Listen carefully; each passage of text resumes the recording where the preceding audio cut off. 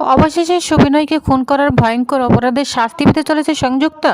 সত্যের পর্দা ফাঁস হতে আর খুব বেশি দেরি নেই। পুরো ঘটনা জানতে হলে ভিডিওটি অবশ্যই লাইক করে শেষ পর্যন্ত দেখে যান। গল্পের শুরুতেই দেখা যায় পারুল, অনিরুদ্ধ, রায়ান এই তিনজন একসাথে বসে গভীর আলোচনা করছে। একটাই লক্ষ্য, সংযুক্তার সমস্ত কুকীর্তি কিভাবে প্রকাশে আনা যায় সেটা সঠিক উপায় খুঁজে বের করা। পরিবেশটা ছিল টানটান উত্তেজনায় ভরা।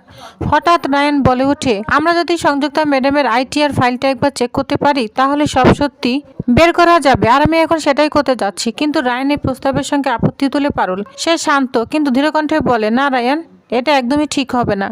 সত্যি বের করার জন্য আমাদের অন্য কোনো উপায় বেছে নেওয়া উচিত, না হলে আমরা পরে বিপদে পড়তে পারি। আমার মনে হয় ৩য় নম্বর পয়েন্টে আমাদের ফলো করা উচিত। এক কথার মাঝেই অনিরুদ্ধ গম্ভীর গলায় বলে ওঠে, শোনো রায়ান, এসব অপ্রয়োজনীয় ঝামেলা যেও না। তুমি যেসব কথা বলছো সেগুলো বাস্তব কখনোই এত সহজে করা যায় না। সংযুক্তার কাজকর্ম পর্যন্ত পৌঁছাতে হলে আমাদের খুব সাবধানে চুপি চুপি এগোতে হবে। যদি একবার সে টের পায় তাহলে আমরা কখনোই সত্যিটা জানতে পারবো না। এটাই ফ্যাক্ট, বোঝার চেষ্টা করো। কিন্তু রায়ানের মাথায় তখন আর কিছুই ঢুকছিল না। বিশেষ করে অনিরুদ্ধকে পারুলের পাশে দেখাটা সে একদম সহ্য করতে পারছে না। ভিতরে ভিতরে ঈর্ষায় জ্বলছিল সে। আর কোনো কথা না বাড়িয়ে হঠাৎ বাইক স্টার্ট করে একাই বেরিয়ে পড়ে। রায়ানকে এভাবে চলে যেতে দেখে পারুল কিছুটা চিন্তিত হয়ে অনিরুদ্ধকে বলে, স্যার চলুন না, আমাদের ওকে আটকাতে হবে। এই অবস্থায় একা থাকলে বড় কোনো ভুল করে বসতে পারে। এরপর পারুল আর অনিরুদ্ধ দুজনেই গাড়িতে উঠে পড়ে। অনিরুদ্ধ গাড়িটা খুব জোরে চালাচ্ছিল, কিন্তু তবু রায়ানের বাইকের সঙ্গে তাল মেলানো যাচ্ছিল না। ড্রাইভ করতে করতে হঠাৎ অনিরুদ্ধ পারুলকে জিজ্ঞাসা করে, আচ্ছা পারুল, একটা কথা বলো তো, রায়ান কি আমার প্রতি জেলাস? মানে আমি ঠিক বুঝতে পারছি না। পারুল একটু চুপ করে থেকে তারপর বলে, আসলে স্যার, ওর আর আমার মধ্যে কোনো ভালোবাসা নেই। সত্যি বলতে কেউ আমাকে ভালোবাসে না, ও অন্য কাউকে ভালোবাসে। তাই আমি ওর জীবন নিয়ে আর ঘামাতে চাই না। কিন্তু আজ লক্ষ্য করছি আপনি যখন আমার সাথে কথা বলছেন তখন ও অসম্ভব জেলাস ফিল করছে। তাই ওকে একটু রাগানোর জন্যই, আপনি তো বুঝতেই পারছেন।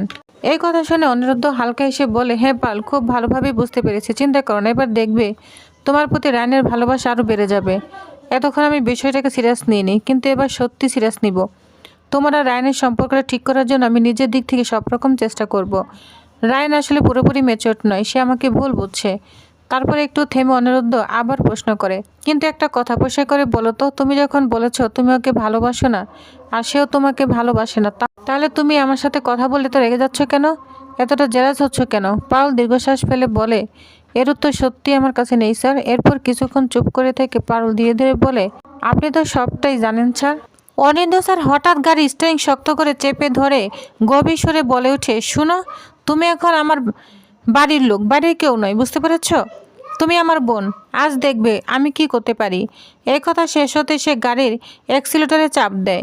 মুহূর্তের মধ্যে গাড়ির গতি বেড়ে যায়। ঠিক এই সময়ে রায়ানও জোরে গাড়ি চালাতে থাকে। দুটো গাড়ি পাশাপাশি ছুটে চলে। রাস্তায় শুধু ইঞ্জিনের গর্জনার টায়ারের শব্দ, বাতাস যেন চিৎকার করে উঠছে। এই অদ্ভুত প্রতিযোগিতার মাঝে হঠাৎ ব্রেকের তীক্ষ্ণ শব্দ।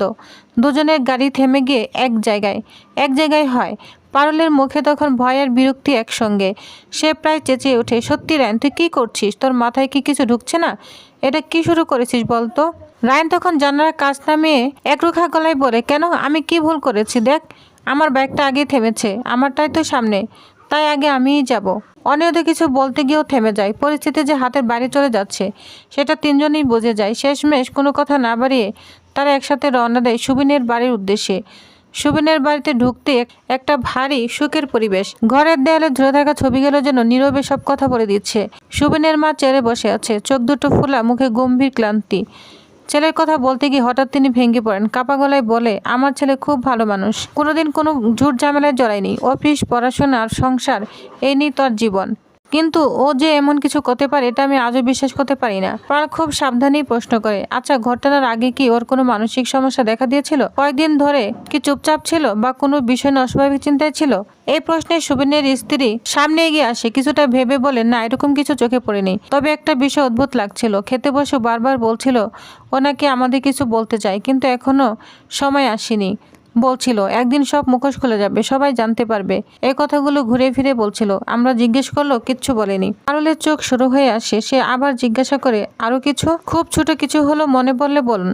সুবিনের মা আবার বলতে শুরু করে, সেদিন অফিসে যাওয়ার আগে আমি নিজের হাতে ওকে বাদ বেড়ে দিয়েছিলাম।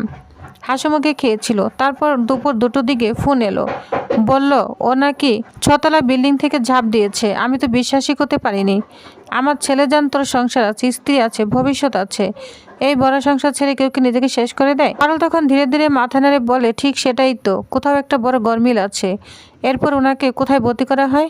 হোপ কেয়ার নার্সিং হোমে। এই নামটা শুনে অনিরুদ্ধ স্যার কপাল কুঁচকে ফেলেন। এই নার্সিং হোমটা তো আমাদের মেডিকেল লিস্টেই নেই। আমাদের লিস্টে অন্য 25টা হাসপাতালের নাম আছে, কিন্তু এ নাম নেই। খোঁজ নিয়ে তারা জানতে পারে নার্সিং হোমের মালিক শালিনীর স্বামী সায়ান। কথাটা পারলের মাথায় যেন বজ্রপাত করে। সে চাপা সুরে বলে, সংযুক্তা ম্যাডামের হাতে এত অপশন থাকতে উনি কেন শালিনী ম্যাডামের বরের নার্সিং হোম নিয়ে গেলেন? এটা মোটেও স্বাভাবিক লাগছে না। ঠিক তখনই সবিনের মা ধীরে বলেন, সে সময় সংযুক্তা ম্যাডাম আমাদের খুব সাহায্য করেছিলেন, পাশে দাঁড়িয়েছিলেন, অনেক টাকাও খরচ করেছিলেন, কিন্তু তবু আমার ছেলের বাঁচল না। কথা শুনে পারুল সম্পূর্ণ হতবাক। সে অবিশ্বাসের ঘুরে বলে, কি বলছেন? সংযুক্তা ম্যাডাম আপনাদের সাহায্য করেছিল? এখন সে মাথা নেড়ে বলে, হ্যাঁ, উনি সাহায্য না করলে আমরা একেবারে ভেঙে পড়তাম। সবকিছু উনিই সামলেছিলেন। পারুল আরেকবার জিজ্ঞাসা করে, হাসপাতালে থাকার সময় কি কি হয়েছিল? সে গভীর নিঃশ্বাস ফেলে বলে, ডাক্তার বলেছিলেন তেমন কোনো গুরুতর চোট লাগেনি, প্রাণ সংশয়ের কথাও বলেনি। আমরা ওকে দেখে এলাম, ডাক্তারকে বলেছিলাম আমাদের সাথে একটু কথা বলে দিতে, কিন্তু উনি বললেন এমন কথা বলা যাবে না। আমরা বাড়ি ফিরলাম, কিন্তু উনি বললেন এখন কথা বলা যাবে না। তখন আমরা বাড়ি ফিরে আসলাম, আর ঠিক তখন কিছুক্ষণ পরে ফোনে লোয়ার নেই। কথা শুনে পারলের শরীর ঠান্ডা হয়ে যায়। সে ফিসফিস করে বলে, আপনারা সুস্থ অবস্থায় দেখে এলেন, তারপরে মারা গেল? তখনই তার মা কান্নায় ভেঙে পড়ে। আর কোনো কথাই তার মুখ দিয়ে বের হয় না। এই মৃত্যু যেন আত্মহত্যা বলে মনে হয় না, এটা ধীরে ধীরে এক ভয়ঙ্কর রহস্যের দরজা খুলে দিচ্ছে।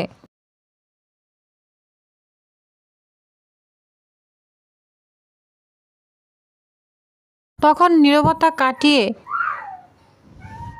সুবিনের মা বলে ওঠে, আসলে আমাদের বিশ্বাস হচ্ছে না যে আমার ছেলে আর নেই। এত হঠাৎ করে সব শেষ হয়ে যাবে সেটা মেনে নেওয়া যায় না।